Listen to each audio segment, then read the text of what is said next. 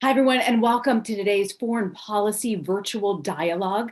We're looking at the transition to net zero and the ways to ensure reliable and sustainable power in developed and developing countries around the world. My name is Rena Nine, and it's my pleasure to be your host this morning.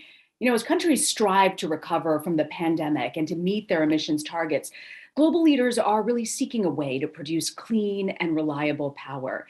And while renewable resources like wind and solar have expanded rapidly over the last decade, firm zero emissions energy sources will also be needed to further greening the grid essentially, and supply the energy needed to power our critical infrastructure networks. So as we're seeing energy demand rising, climate targets looming, how do we get the public and the private sectors to work together to try and deploy more sustainable energy solutions and to get to net zero? Well, today's program, we're going to deep dive into some of these questions. I want to thank you all for tuning in, and a very big thanks to Emirates Nuclear Energy Corporation for helping to make this event possible. Before we begin, I want to get to a few housekeeping issues that are always important. As you know, we've been Zooming for so long. The Q&A button at the bottom of your screen there, you can feel free to submit your questions. We love to hear from you. There's always a portion from our global audience that we like to hear about. But when you do submit, be sure to tell us your name, your organization, and where you're writing from. It helps people understand the community that's at large there joining us. And if you're joining us by phone or if you're watching the live stream, you can also email us your questions. Email them to events@foreignpolicy.com. That's events with an S at the end at foreignpolicy.com. And of course, we want to encourage you to continue the conversation as this is ongoing today on social media. You can use the hashtag throughout the hour and throughout the day at hashtag toward zero emissions. That's hashtag toward zero emissions. So, all right, let's kick it off and get started. I'm delighted to start our program with author, journalist, and host of the Power Hungry podcast. He testified before Congress on what it would be to realistically transition to clean energy. I'd like to welcome Robert Bryce. Robert, welcome so much. Thank you for joining us. Happy to be with you, Rena. So I want to actually kick it off and talk about an op-ed that you wrote recently, Robert. It's titled in the Wall Street Journal. It's called "Relying Heavily on Imported Energy, Russia, Nuclear Gas." The title is "Europe Provides a Case Study of What Not to Do." Walk me through, all eyes are on Europe right now. We're talking about gas in a way that, people who we have on the panel today have been dealing with this for decades. But it's come into sort of the focus for so many people. What do you think it is that Europe hasn't gotten right? Well, they relied too heavily. They spent far too much on renewables. They underinvested in hydrocarbons. They closed their baseload plants, including coal and nuclear, and they relied too heavily on imports. This is a classic case of what not to do. I think what the European energy crisis underscores are several points. One is, you rely on imports at your peril if you're too reliant. But second, it exposes the big lie about renewables. Written about this for years. This idea that we can run the world, the global economy, or even national economies on renewables alone has been proven clearly in this case to be false. What happened in Europe? Widespread wind droughts. We saw the similar thing in Texas and across the US in February of last year. So I think the key takeaway from the European crisis is that if you're serious about zero emissions, and we'll talk about this more, I hope, is we have to get serious about nuclear, full stop. And in the United States, unfortunately, we're deeply unserious. Belgium is extending the life of their plants. Unfortunately, Germany has decided to go ahead and close their nuclear plants, which makes no sense at all, particularly now. As we're talking about nuclear, there's some energies that are grappling with just basic access to electricity. When you're looking at creating a reliable grid, how can firm zero emissions sources and renewables work together to really help close the gap? What can really be done in this moment that can make a difference? Well, I think it's important, Rena, since we are talking about the global picture here, is to remember that this idea of a zero emission grid and net zero is largely a Western idea. And I would even say a Western conceit. So I would even, challenge the caption of the program here, because remember, 4 out of 10 people in the world today, and I've documented this in my latest book, is 4 out of 10 people, roughly 3.3 billion people around the world today, live in electricity poverty. That is, they live in places where per capita consumption of electricity is 1,000 kilowatt hours or less per year.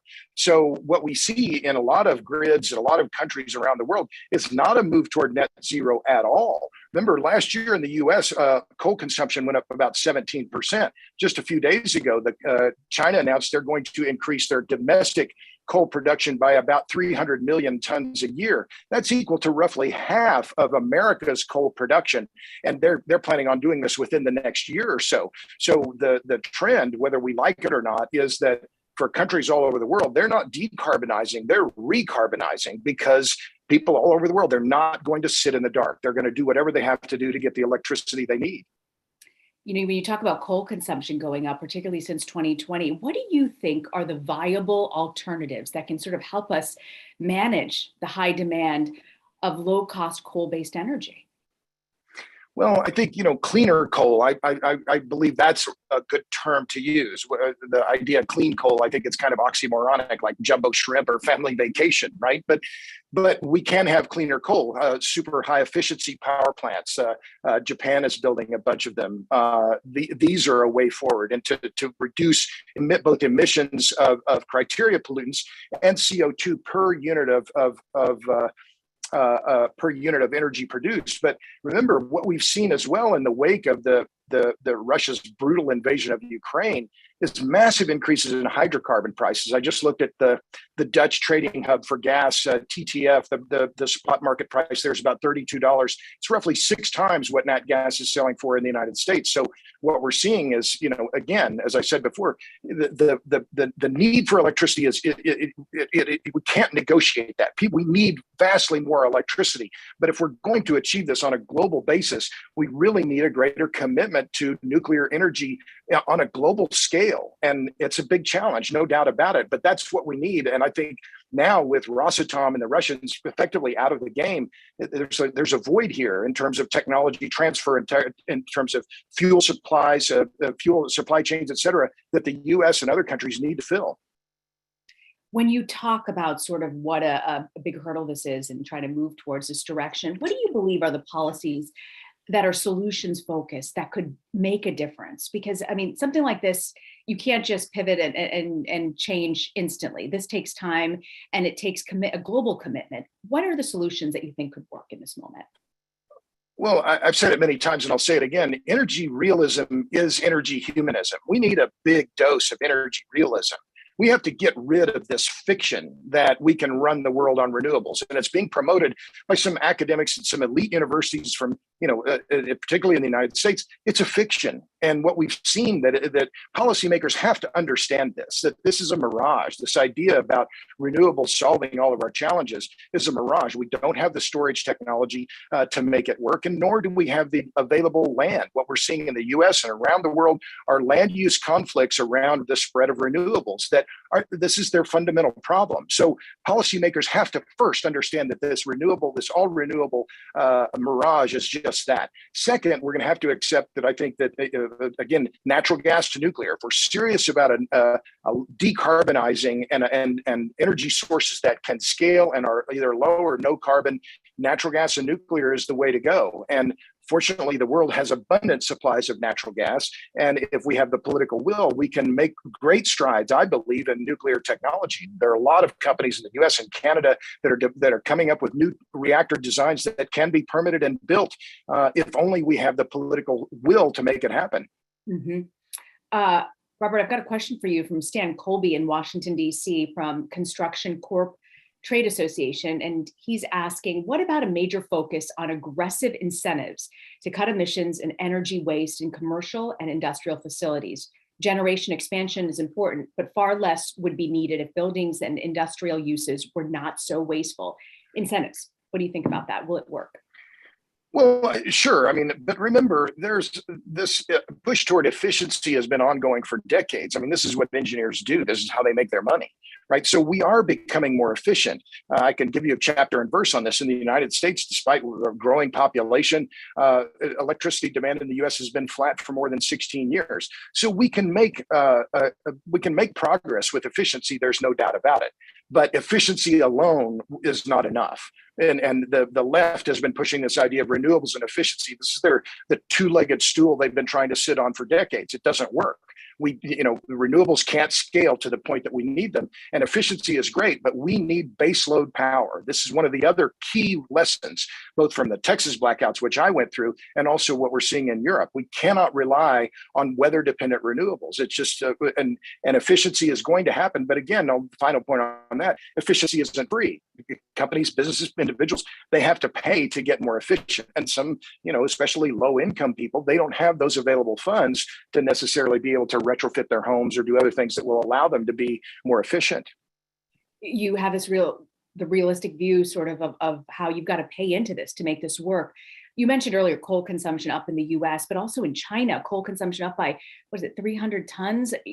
How do you counter, no matter what efforts other countries might be doing, a country like China, how do you get more countries to work together multilaterally to really address this issue?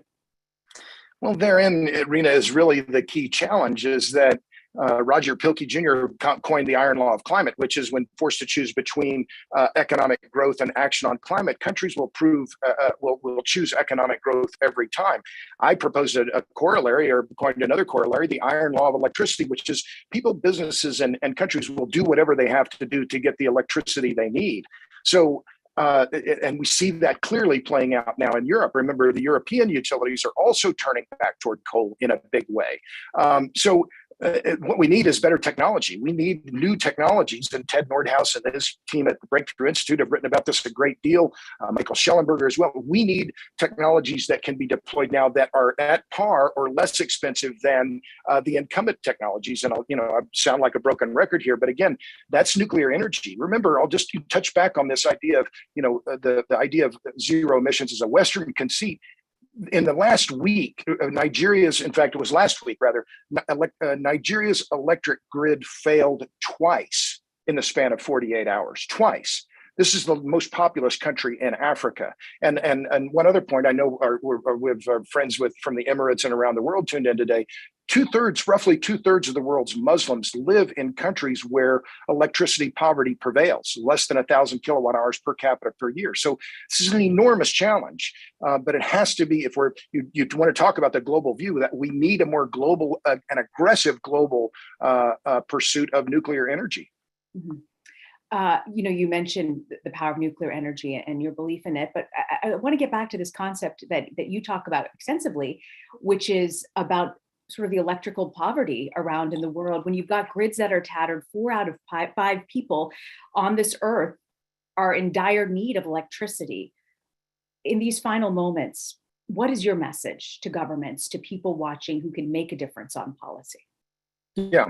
Thank you. Well, it's 4 out of 10 people, roughly 3.3 billion people in the world today live in electricity poverty. We need energy realism. We need to move beyond this idea that, particularly in a moment where we're looking at climate change and more extreme weather, that we can depend on weather-dependent renewables. We can't. We need thermal generation. So my message, again, is one that I've been talking about now for more than a dozen years: natural gas to nuclear. These are the ways forward. There are no regrets or no carbon, scalable. And these technologies are ones that can be deployed fairly rapidly. And I'm hopeful. I'll just end on that note, Rena, that I'm very hopeful. Look, we have a lot of challenges, and now, especially in the wake of this Russian invasion of Ukraine, to create more international consensus. But I'm very hopeful for the future, and I think technology is going to be the key, has to be the key. But we have to be real and realistic about the challenges that we face, because they are enormous. You mentioned the challenges quickly before we have to wrap this up, Robert. You talk about sort of deploying nuclear energy at scale. What do you find really works in this moment, especially as we're watching Russia, Europe's dependency, and even here in the US on Russia? What do you believe needs to happen in the coming years? Well, we're going to need a more national policy and a nationalism. I interviewed Joel Kotkin. He was on my podcast. We released it yesterday, and he talked about this need for a more nationalistic approach toward energy policy. And I think that it can be done in a way where, why has France been so successful in deploying nuclear energy? Because they got the government to really support their nuclear industry. We see the same in China. We've seen the same in Russia with Rosatom, which is now going to be taken out of the game. So countries are going to have to be more muscular in their approach and in their backing of their nuclear industries to allow it to grow and then be able to deploy it on an international basis. And then have that nationalism, but then that international cooperation that will allow better cooperation on fuel supply chains and waste disposal, these other issues. Those are all critical. And it's not going to be easy, but it needs to happen, and it needs to happen right away. Robert, you've set the table on the work that needs to be done, but I also love that you still remain very hopeful. I'm optimistic to the point of idiocy, as the late Molly Ivins said. So call me an idiot, but I am optimistic. I think we'll find a way forward, and we've made great progress, particularly on the electrification front, which the last point is incredibly important for women and girls. I'll end with that point. It's a great point to end on. I want to thank you very much, Robert Bryce, joining us. Thank you so much for your comments, Robert. We appreciate your time. Very kind. Thank you. Absolutely. You bet. Well, Robert's helped us look into the insights into the realities that countries and communities face, that they'll be needed to accelerate this transition to cleaner power. Next in our program, I'm really delighted to welcome His Excellency, Mohammed Ibrahim Al-Hamadi, Managing Director and CEO, and also today's sponsor from Emirates Nuclear Energy Corporation. His Excellency, ENEC, as it's known, are expanding the UAE's energy portfolio, working with other leaders around the world to move towards zero emissions sources of power. Your Excellency, welcome. Hello, Rina. Very glad to join you at this session. Grateful to have you. I want to start off and sort of ask you, what are the energy resources, the sources that are needed to meet both UAE's pledge at COP26 goals of being net zero by mid-century? Yeah, that's actually a great question. Now, to answer it, I would like to start where I think Robert left, where looking today at the present and the future of the electricity demand around the world. If we look at globally, actually, the demand, it's basically doubling every 20 years. And that's significantly high, requirements for utilities, because some sectors are growing very, very rapidly. And this is a case of the internet, the data storage sector. It is actually growing as fast. By 2025. It will account for around 25% of the global electricity power demand. Looking just simply at one company that everybody knows, Google, if it was accounted as a country, it will be one of the top largest countries electricity consumer globally, and that's power demands also fueled by the growth of electrification. This means switching machines from one fuel to another, specifically to electricity. And also a great illustration of that is the electrification. We see a lot of also electric vehicles now, in the sales. There's around roughly 6.6 million cars will need that's being on the roads that will need terawatts of electricity. With this growth of electrification and electricity specifically, demand will be the next question for energy policy makers. Very, very evident. How can we secure this rising electricity demand? If I may, to bring this to the issue of energy security, and also to bring it to the emerging top priority in the world, energy security always now sits in the top. If I can take you to the UAE case, we've identified energy security as a risk back in 2006. Our study has shown that being dependent on one source of energy to power the grid is not the best way to go. So as a result, we've set a goal to become both energy secure and also at the same time sustainable. So over the last decade, which just last 10 years, we managed to diversify our energy portfolio. We're also transitioning to a cleaner sources through solar and also nuclear energy in our mission to accelerate our delivery to both COP26 and also meet the UAE target of net zero goal.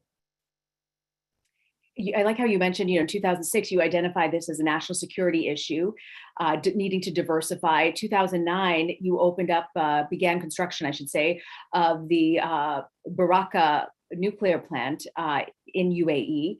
And my understanding, correct me if I'm wrong, Your Excellency, in 2015, it became the world's largest nuclear energy construction site. You've got 4 identical reactors being built at the same time in one location. How do you feel this plant is helping to combat climate change, while at the same time, you mentioned the importance of providing clean and reliable electricity to your citizens. Yeah. So right now, if I may, the Barakat nuclear power plant is a very strategic component of the UAE energy policy. So if going back to 2006, 2007, the EU developed a very energy policy which is very focused on achieving more energy security, also diversification of energy, and also sustainability from all forms of technology. And we've been very agnostic when it comes to technology selection, to be very frank here. And the nuclear did check all the boxes when it comes to a base load source of energy. And as of today, our policy has delivered, securing the energy source in a sustainable manner with a portfolio of a new nuclear and solar. And we have also managed to produce a great results by already significantly decarbonizing the UAE power sector. And Barakat, as you mentioned, it is one of the major contributors to this decarbonization result. Since the first operation, by the way, Unit 2021 was Unit 1 became operational. Our first unit has been saving us a great amount of emissions, and also have saved us from using other sources, freed other sources for the sales and international market. And also this decarbonization drive will definitely soon increase with having our second unit becoming online from the 4 units very soon. And I'm very glad to announce that Unit 2 will commence operation very soon. Anyway, all in all, we have already delivered our climate solutions on the ground. And this is being a realistic solutions delivered in the UAE here in just a span of 10 years. And more importantly, we are on track to achieving one of the biggest and most efficient decarbonization strategy in the region. We delivered this all of that is only 1 decade. And this is anyway shows the UAE's commitment that energy transition can be delivered safely, efficiently, and also can make a decisive contribution to the energy security and sustainability. So by 2025, Barakat will produce 25% of the UAE's electricity, and that's an accelerating our achievement of net zero target for the 2050 that the UAE is already committed to do. So as a result, the UAE is now decades ahead of the curve in terms of both energy security and also sustainability. Mm-hmm. Your Excellency, as everyone is watching the situation in Ukraine, the dependency on Russia for energy sources, what are you most concerned about as we're watching that conflict unfolding in getting the word out as you oversee your nuclear, your situation, energy at UAE? What worries you the most about Russian dependency? Yeah, so just to be, last week and a half ago, I was actually at Houston attending the Zero Week. And there were over 3,000 people in that event talking about what are the key issues for the energy and the key challenges for security of energy. And security of supply is the top. And going back to the UAE policy and strategy, we thought about this from 2006. And how do we diversify our energy portfolio and come up with a portfolio that's balanced, that's resilient to changes of prices of oil, to availability of different sources. So nuclear is one key energy source, which is safe, reliable, and a baseload capacity. And one key also I would like to highlight, Reina, is the UAE has always been also very open to work with other countries. We are engaging with many countries to see how we can share our knowledge and expertise in the development of the UAE Peaceful Nuclear Program to make it like as a role model. And also I would invite anybody interested, our policy paper is available online, and you could Google it, and it describes the analysis and the thinking behind how you can develop an energy mix that's resilient when it comes to changes in prices. Also, security of supply when you have a diversified portfolio of energies, which is something the UAE delivered in the last 10 years. We've installed 80% of the renewable in the region. We've installed 4 reactors, as you mentioned, in 2015. Our project was the largest single contract, single site construction site. We had over 22,000 people working at that site. And today that Barakat is producing clean energy from Unit 1, and soon we'll start the commercial operation of Unit 2. Before you go, I've got to ask you, you mentioned how you've attended these conferences, you're dealing with world leaders and people around the world on this issue. What do you believe really works when you're talking to other countries about reducing carbon emissions and becoming net zero? What do you see that works in getting people united on this front? First of all, we need to address the climate change heads on, and we have to be very realistic in our approach. The current technology is available, which is proven that delivered over the last decades. These are available, and we should utilize them with the maximum capacity we can do. Nuclear for the UAE now, it is a major contributor. We didn't have nuclear, civil nuclear industry in the country 10 years ago. Today we have it. We have this option to add more units in the future, and also to embark on the SMR and smaller modular reactors. We have the opportunity to produce hydrogen from this energy. So this opens the opportunity for the UAE to be able to provide a diversified portfolios of energy that's resilient, that's sustainable, and the UAE have delivered. And that's why we encourage other countries to follow suit and be more realistic when it comes to the current available technologies. Electricity demand is growing. And as my colleague mentioned earlier, there's over 3 billion people who don't have electricity, and that's very serious globally. And the demand for electricity per capita, per individual, is growing. We are, each one of us now, holding a smartphone or connected to a digital device that's using kilowatt hour as we speak right now. And that need to be clean, need to be sustainable, and need to be secure. And that's something which will accelerate utilizing those available cleaner sources of energy will accelerate our net zero carbon, and the UAE have committed to that target by 2050, and the UAE have already delivered in the last 10 years a major transition, and we are very proud of that. You're absolutely right. It's only increasing and not decreasing in energy usage. I want to thank you very much, Your Excellency. Mohammed Ibrahim Al-Hamadi, Managing Director and CEO, as well as today's sponsor from Emirates Nuclear Energy Corporation. Thank you very much for joining us. Well, we're going to take a look now, and how do you really move forward to meet our clean energy goals? And before I introduce today's panelists, I want to remind you all to please do submit your questions. We've got a great slate of speakers today. You see the Q&A button there. Feel free to tweet them with the hashtag #TowardsZeroEmissions. And our events team here at Foreign Policy will take a look at your questions. Do let us know where you're coming from. We'd love to have you as part of the conversation as well. So I want to get straight to this wonderful panel that we've got here. Dr. Sama Bilbao El Leon, who is joining us, Director General of World Nuclear Association. We've got Dr. David Victor, Professor, Center for Global Transformation, endowed chair in Innovation and Public Policy from the University of California, San Diego, and Neil Wilmshurst, Senior Vice President of Energy System Resources and Acting Vice President of Nuclear and Chief Nuclear Officer of EPRI. Thank you all very much for joining us. And I want to say, I know we've talked a lot about nuclear energy, but this is not only a nuclear only solution. There is a mix of cleaner energy sources, hydro, solar, wind. We want to be able to tackle all of these and get into some of this. But I want to start off, Sam, I want to start with you. What do you believe is the role of zero emissions firm energy sources to really ensure a steady and strong grid? What needs to happen?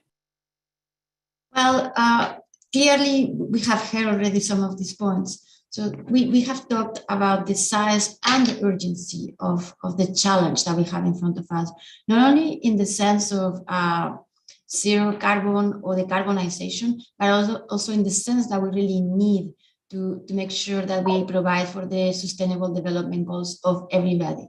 So essentially what we see is that not one size fits all. So depending on the natural endowments, the socioeconomic situation, their culture, their history, many other things, every country is going to choose the set of technologies that is going to fit best to their particular situation. But I mean, we cannot forget that we have at least two different options here. So we have probably the advanced economies that, as we discussed, we are in dire need to decarbonize, to need these net zero goals that we are looking for. But if you are looking at the emerging economies, they actually need to energize. They really are going to need more energy, not less energy. So this is why it's very important to ensure that we help them or they help themselves to leapfrog from where they are today in an economy and an energy system that is probably quite based on fossil-based technologies to something that is clean and renewable. So of course, in that sense, I mean, I would have to tell you that I think that if we are serious about keeping this 1.5 degree target within reach in a cost-effective and socially equitable manner, but also in a way that we are going to ensure that the energy is affordable, that is going to bring us the energy security and the energy independence that we are bringing with, we are going to need all energy sources that are proven and available. And of course, I will tell you that nuclear energy is certainly, and we've heard that already, brings enormous opportunities, not only to decarbonize the electricity choices, but also, and just as importantly, to decarbonize many other hard-to-abate sectors that we've discussed, whether it's production of hydrogen, whether it's high-temperature heat for energy processes, for industrial processes, or district heating, or freshwater production. So this is, we really need to go from these climate policies that we have seen in many countries to energy policies, essentially going from a wish list to an actual implementation plan that lays down how we are going to get there. David, I want to also ask you about leading the transition, the United States leading the transition to nuclear power, particularly looking at the back end of things.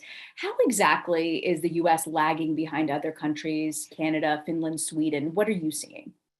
Well, the U.S. has a big fleet of existing operational nuclear reactors, and it's a very important low-carbon, zero-carbon source of electricity.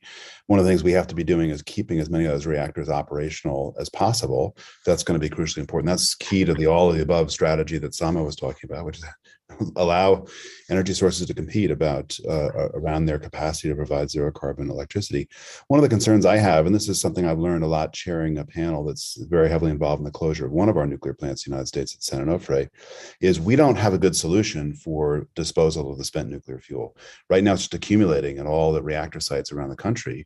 And that's not the deal that the local communities went in for, especially the communities that are at plants that are being decommissioned. This fuel is still stuck there. So we have to have some strategy to move it to consolidated interim sites and then eventually have a permanent repository. And this is an area where the United States really has lagged behind. Canada's got a siting process that's going to help address these problems. Sweden is moving along. Finland is probably the world leader right now. They've sited and are now putting into operation a repository for spent fuel in Finland. And it's working with local communities, making the deals, figuring out what people want. We got to get serious about that. Otherwise, the opportunities for nuclear power aren't going to be realized because people are going to be understandably wary about what we're going to do with the spent fuel when we're done with these plants.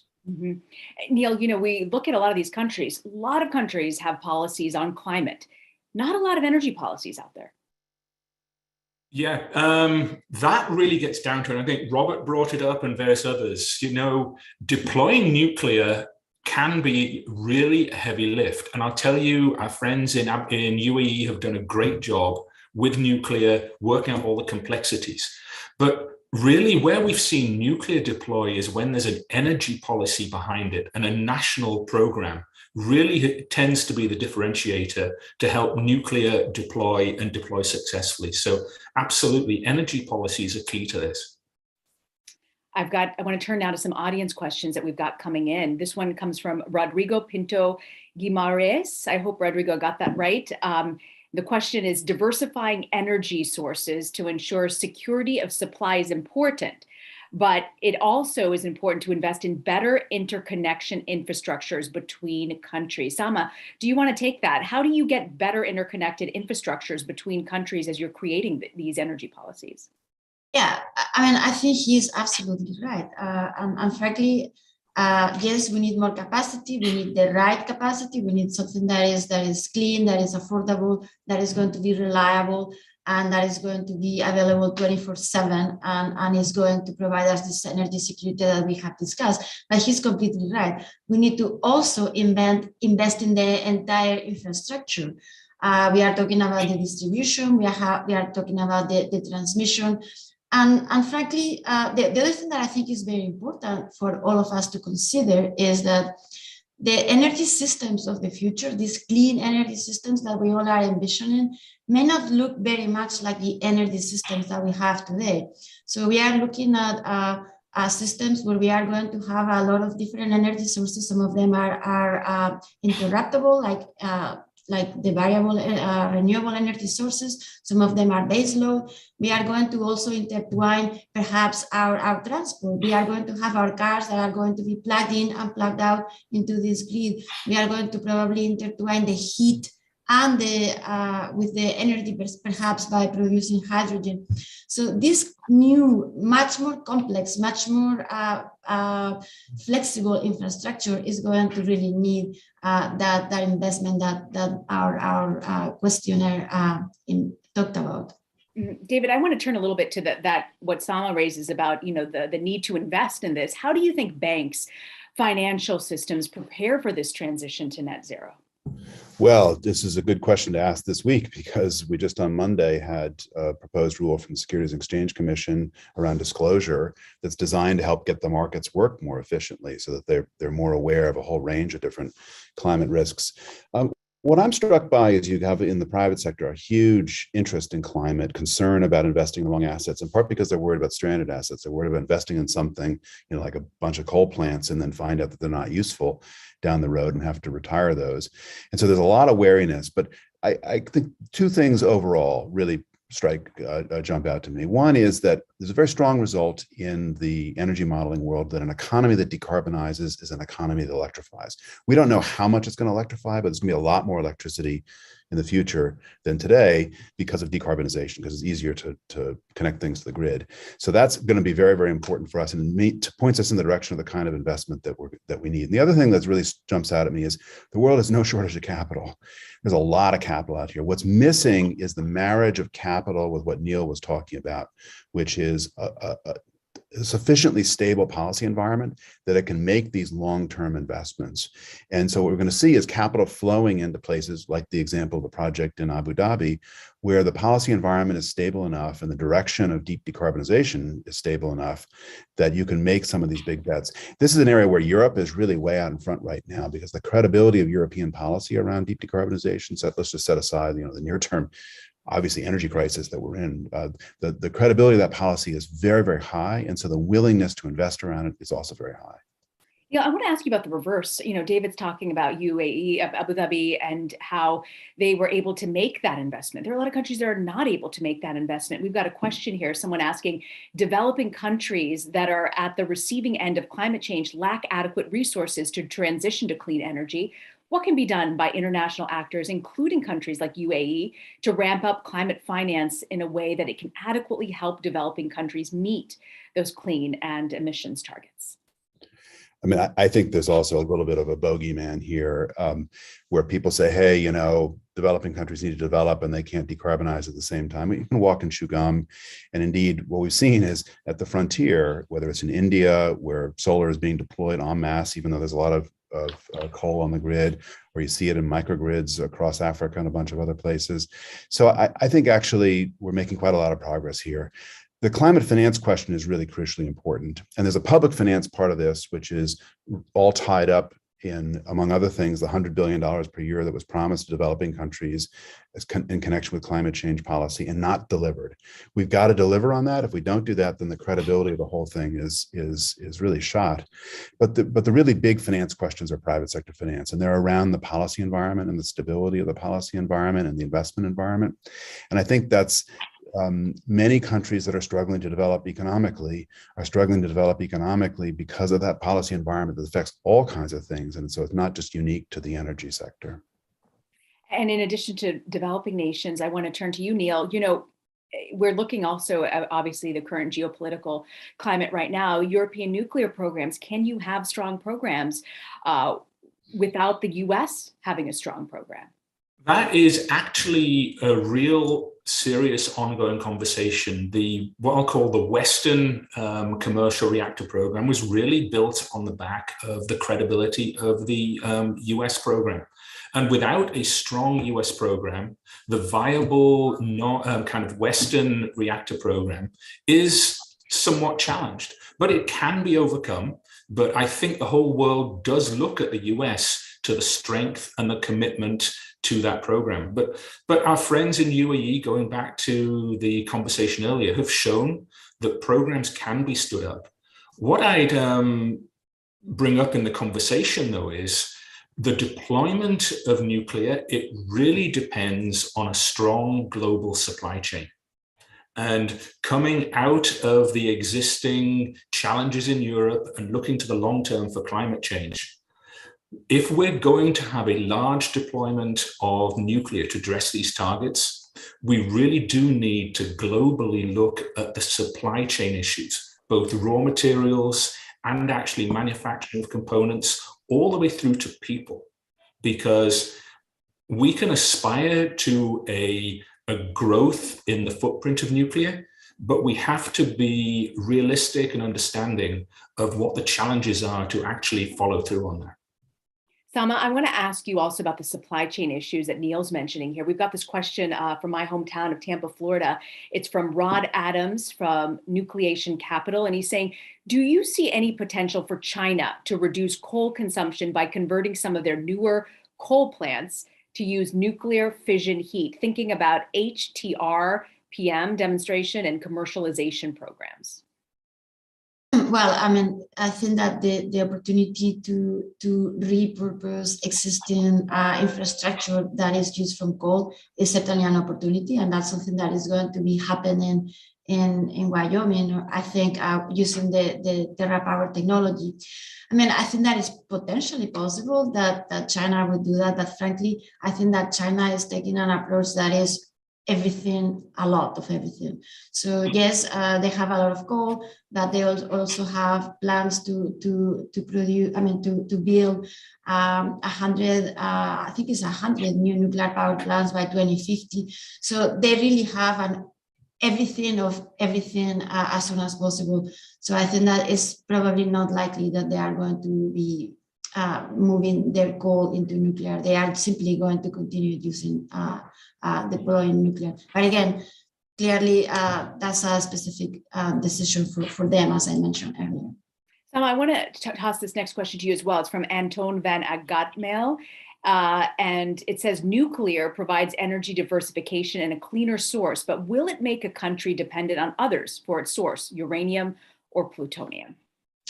Well, that is a very excellent question, because the good news is uranium, which is currently the raw material that we use to fuel nuclear power plants, is very evenly distributed all over the world. So there is enormous, I mean, first of all, there is abundance enough to power the growth of nuclear that we think is needed to meet the 1.5 degree target by 2050.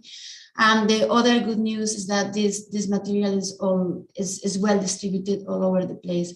Furthermore, another thing that I would say that is just as important is that nuclear energy depends in very little percentage of the uranium itself as opposed to other technologies. So like, for example, if the price of uranium were to double, the price of nuclear electricity were to grow, would only grow for 10%.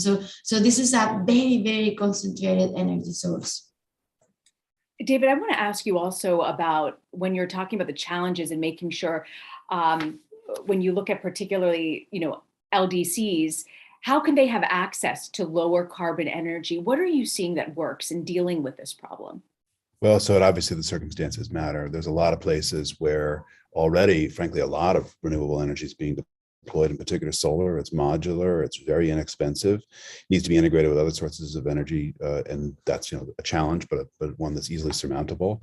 This kind of whole argument about 100% renewables is mostly a bogey, man, that some academics got excited about, but it's not what real people are looking at. So I think we actually are doing very well in that sense. I think one of the more challenging ones is the topic we're talking about right now, which is nuclear. And there's going to be a more limited number of places where the capital intensity and the ability to absorb that quantity quantity of electricity, and then also, frankly, to have the management skills to operate something safely is going to be very important. This is, and I just think the points that both Sama and Neil were making are really important to emphasize here.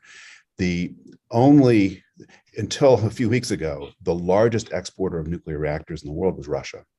And Russians were offering countries a deal, which was reactors and parts and fuel and control of the fuel and the fuel supply and so on.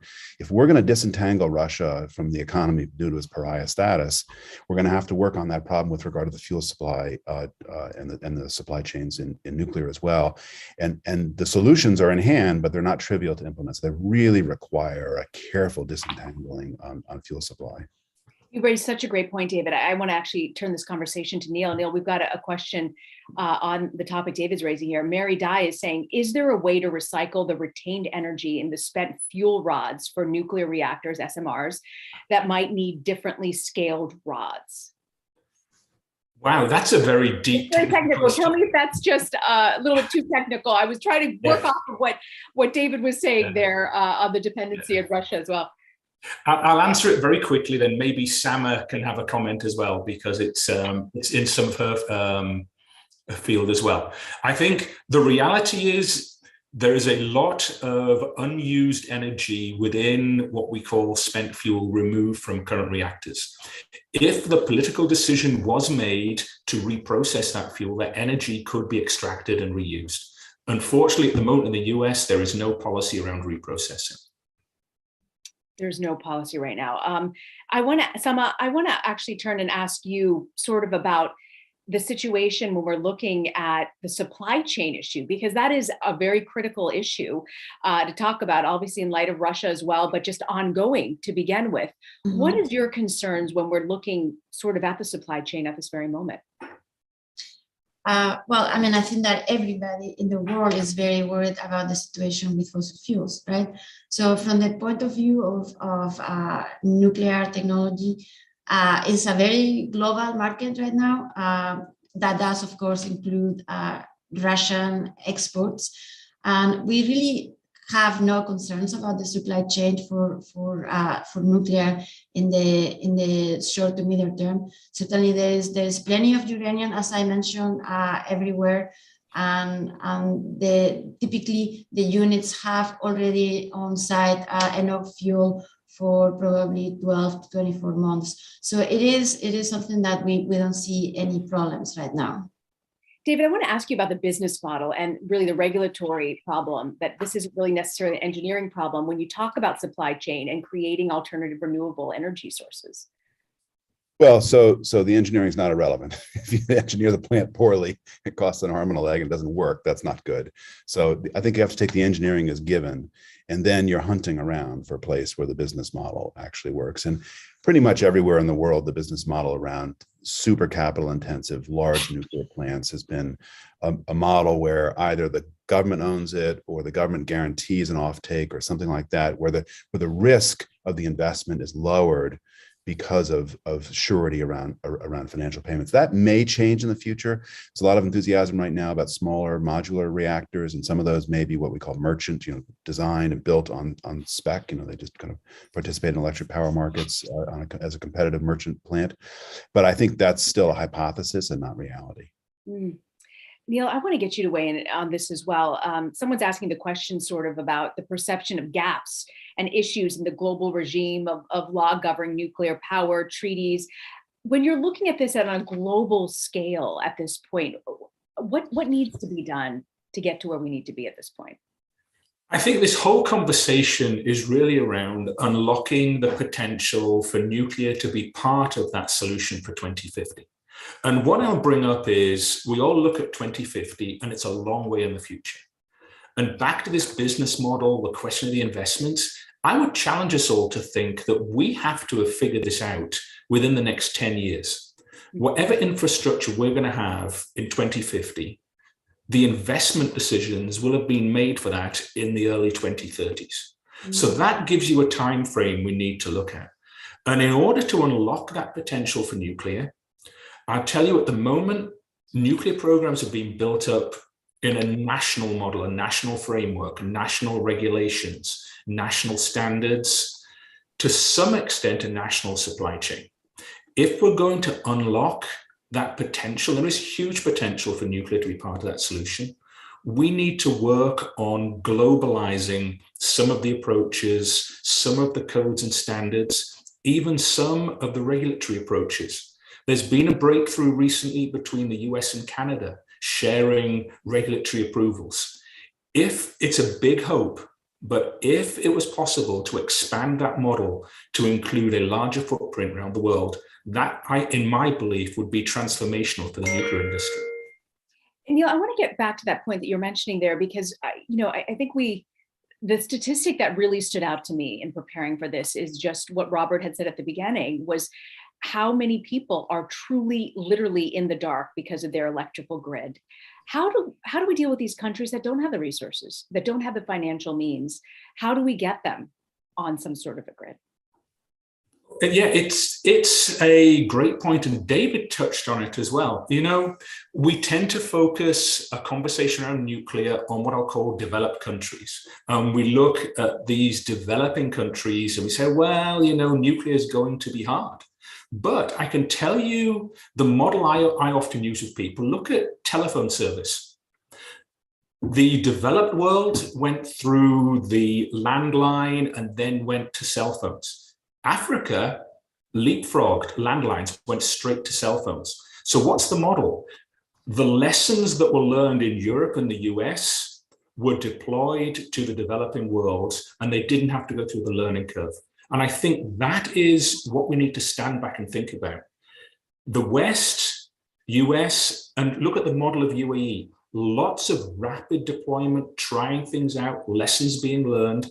Not everything will go well, but things will be tried, lessons will be learned. Then the good lessons can be deployed to the developing countries and help them get there faster. The other question is, everyone's waking up thinking about 2050. The global demand for things like solar panels, wind turbines is going to accelerate away. Is there an opportunity for the manufacturing capabilities for solar panels, let's say, to be in those developing countries, help them build an economy, and then on the back of that economy, supplying that demand globally, all kinds of things can happen. Sama, I want to ask you, if we are really serious about clean energy, and we're also really serious about affordability, which matters, where do we need to move? What needs to happen? Yes, I think it is a critical time in which we really need to have thought leadership from governments.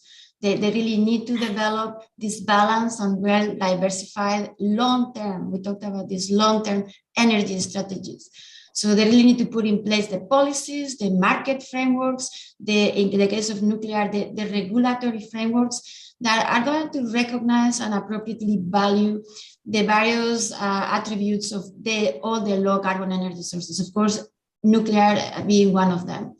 So I think this is going to be essential in order to create confidence, first of all, and to incentivize investment in all these clean energy industries, infrastructure. And this is what David was saying. So yes, some investment will come from governments themselves, but if the right frameworks in the right markets, if the right policies are in place, the private financing is going to be able to make the most of all. And there is plenty of money out there to invest in clean energy. It's just a matter of channeling it in the right direction.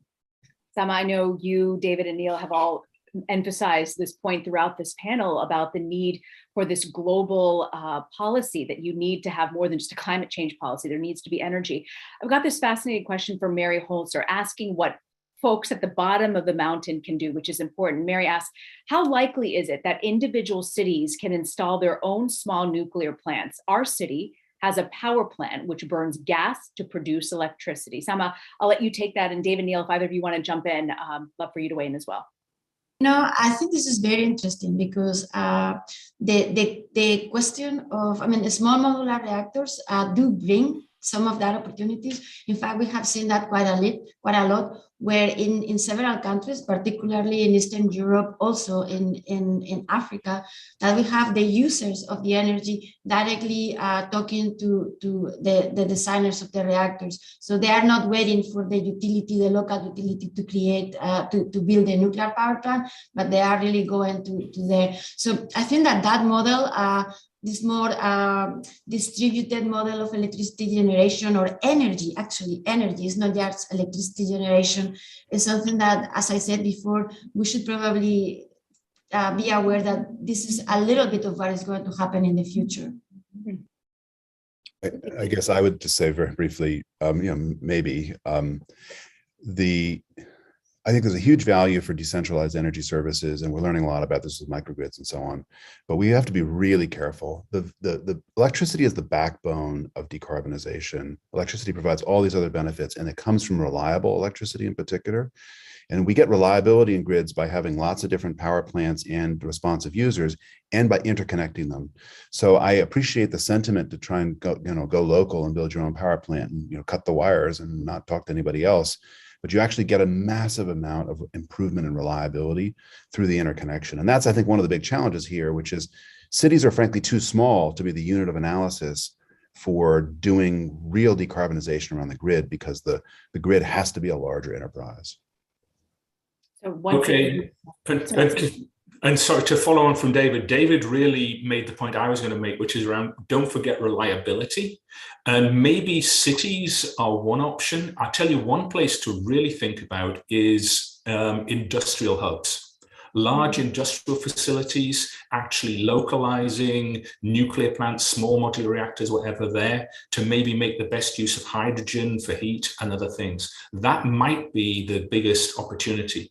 But I can tell you, the new designs, the new technology for nuclear is really completely transforming the discussion about what the construct of the electric industry looks like. It's no longer going to be big utilities. There's going to be many different players in the market. As we wrap up and we talk about this conversation, it's hard to ignore the rise of inflation, the high energy prices across the world at this point.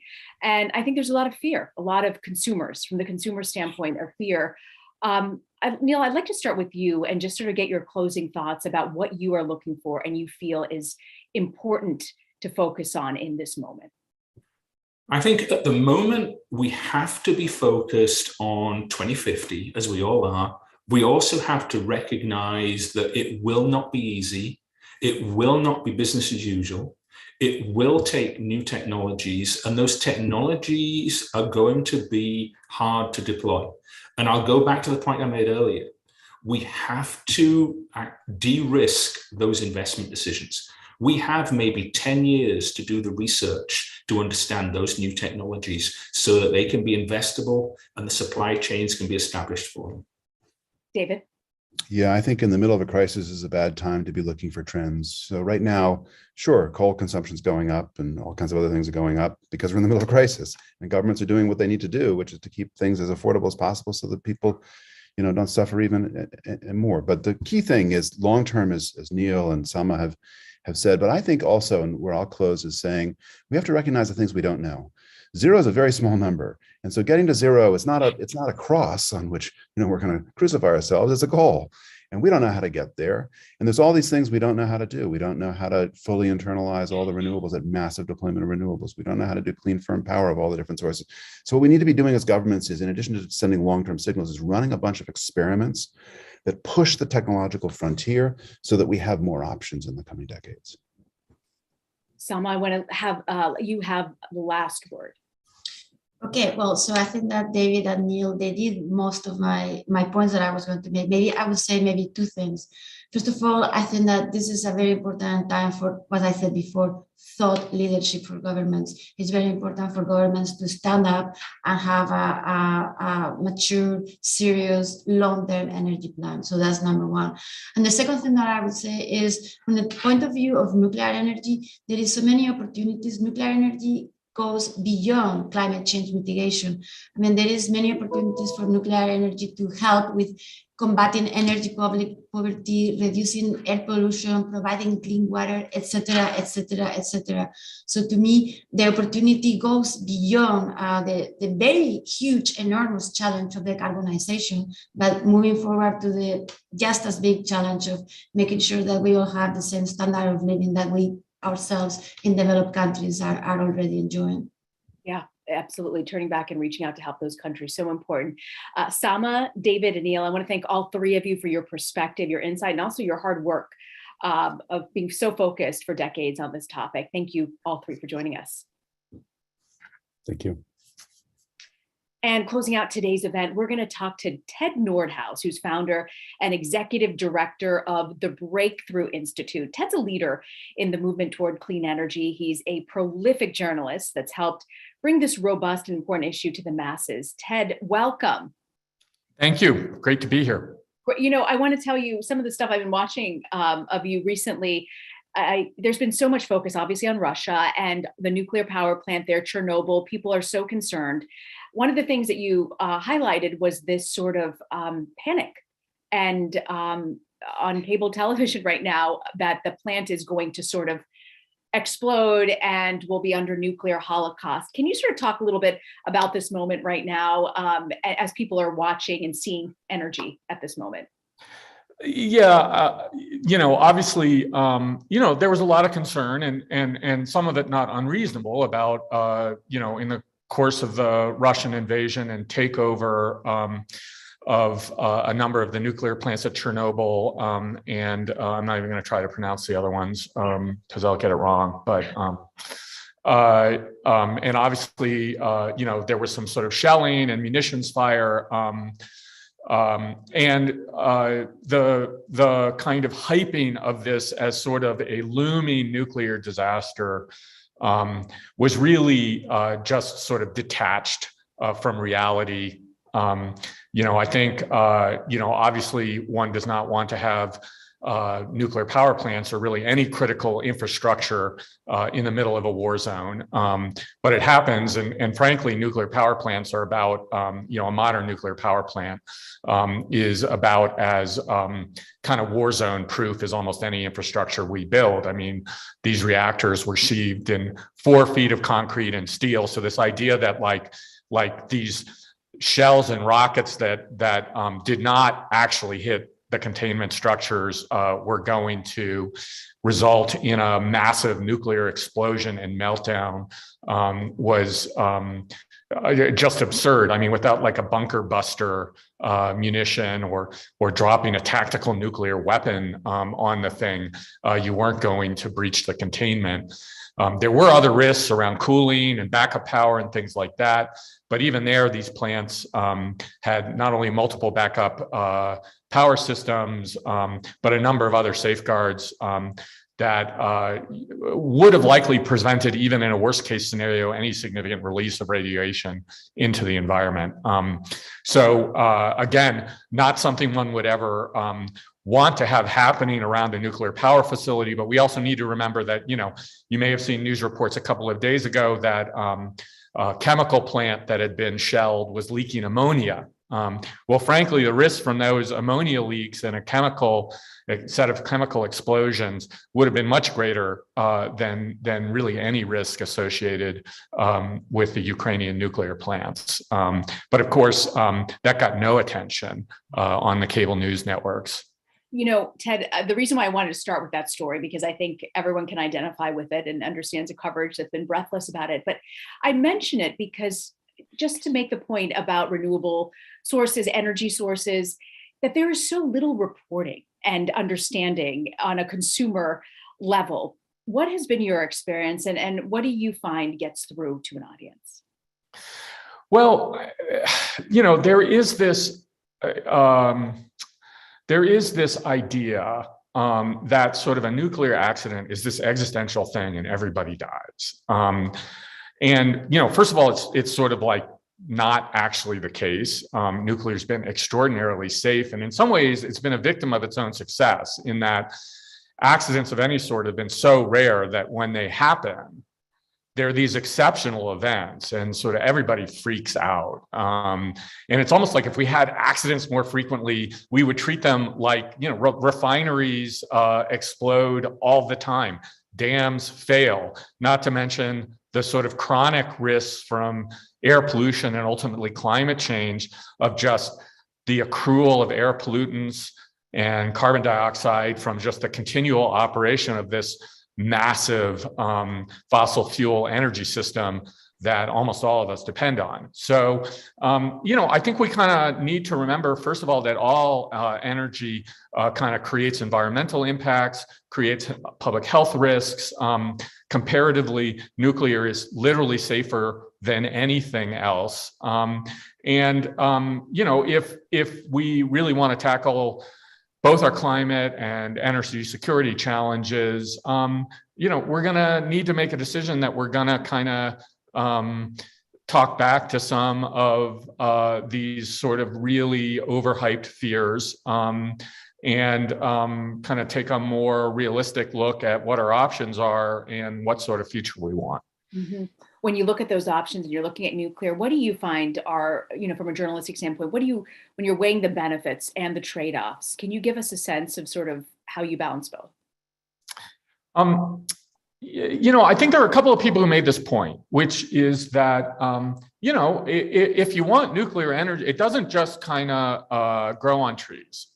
If you want nuclear energy, you have to decide that you want it. You have to put policy in place. You have to make a sort of sustained commitment to the nuclear fuel fuel cycle, to the supply chains, to getting reactors licensed and built, to putting in place a sort of rational and reasonable regulatory framework that, again, sort of treats the real risks associated with nuclear energy appropriately, but does not, right now in the United States, we go to enormous cost and expense. And it's really kind of one of the major reasons that we stopped building nuclear plants, to basically avoid theoretical risk. It's not real risk that you could ever see in the world. So if you look at the standard to which the Nuclear Regulatory Commission regulates nuclear energy,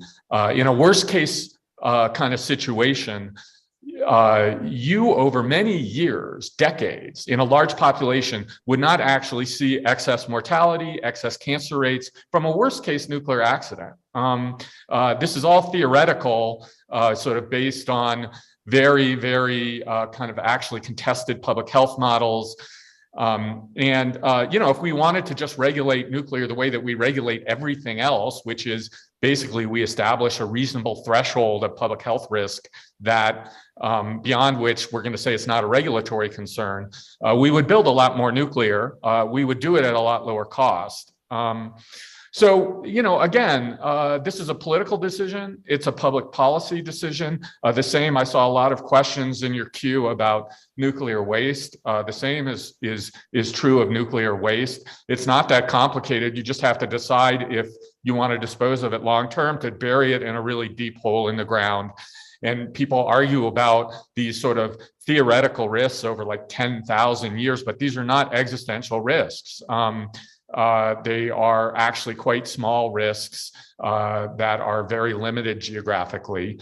There's lots of ways to sort of solve that problem. But again, if you're determined sort of not to look at the problem through what the real risks are and pretend like even infinitesimal exposure to any sort of radiation is an existential public health risk, you're not going to build a lot of nuclear. And there's no scientific basis for that view. But that has been sort of the dominant view in the West for decades now. As others noted, China's building a lot of nuclear plants.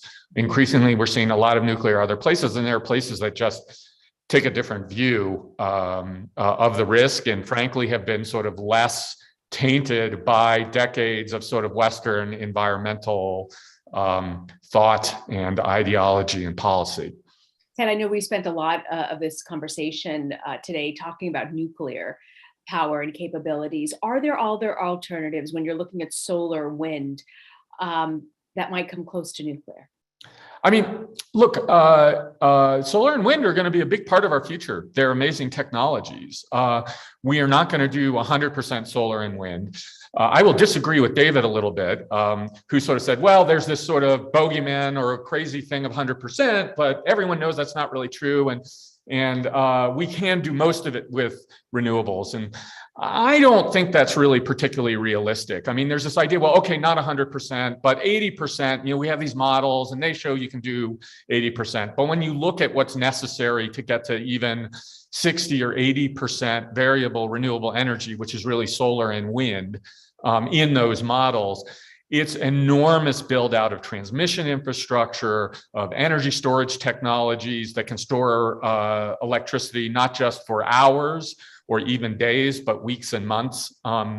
There's just sort of really no evidence that, once you get to that scale of sort of an infrastructure build out, the sort of land use impacts that come with it, the public resistance to that has proven to be every bit as great as the resistance to building new nuclear.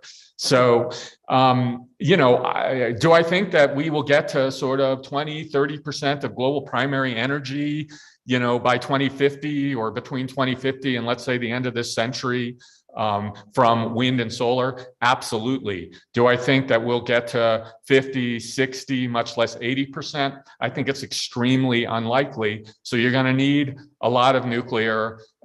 You're probably going to need to produce a lot of hydrogen and non-carbon liquid fuels, sort of to deal with a whole set of other energy uses that are unlikely to be electrified, whether that's long distance transportation or producing fertilizer, which right now we produce with natural gas. There's not that many options, right? It's nuclear, it's solar, it's wind, maybe a little bit of geothermal, maybe a little bit of tidal energy. And then, maybe you're gonna, on some uses, continue to use fossil fuels and capture the carbon.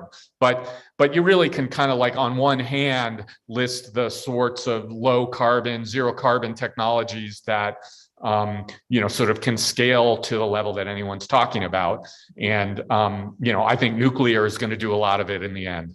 Ted, I want to wrap up with one question. We've just got a minute left, but it's a great question from Derek Long, who's saying, would you suggest incorporating a better understanding of science and nuclear energy into curriculums from K through 12 or higher education classrooms? We're talking about 2050. It's a whole other generation who will be really in the throes of it all. Should we be focusing on educating them? I mean, I think education is great. Science education of all sorts is great. I think we kind of tend to overestimate the power of knowledge versus basically ideology informing people's political views of politics and policy. I think the problem for, the challenge for nuclear is more an elite problem. I think you're starting to see a lot of, even sort of prominent environmentalists rejecting a lot of the old claims from like the 70s anti-nuclear movement about nuclear energy, recognizing that we need it.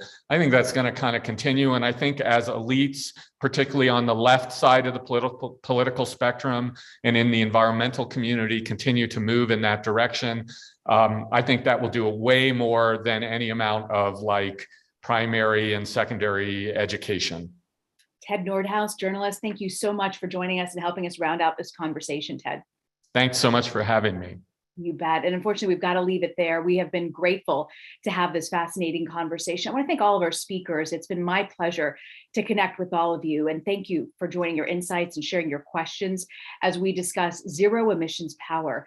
You can reach net zero by 2050. It's very ambitious, but it's a necessary goal. And we know it's an important conversation to have. And we hope that today's conversation has helped all of you move in that direction. A big thank you again to ENEC for supporting this event.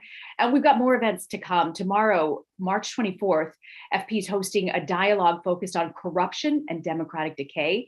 We're going to look at the role of illicit finance in fueling authoritarianism and how a range of organizations are advancing anti-corruption strategies to safeguard democracies around the world. And finally, FP on April 27th and 28th, we're going to have our second annual climate summit. That's 2 days of high-level programming. We've got global leaders, trailblazers, working to translate climate commitments into solid action. So just a reminder, you can stay up to date with the latest live events at foreignpolicy.com/events. You can also watch this entire program if you miss parts of it. It'll be up on that site as well. I want to thank the Foreign Policy Events team for all their success and help in getting this up and running for today's program. I want to thank all of you. I hope to see you at the next event.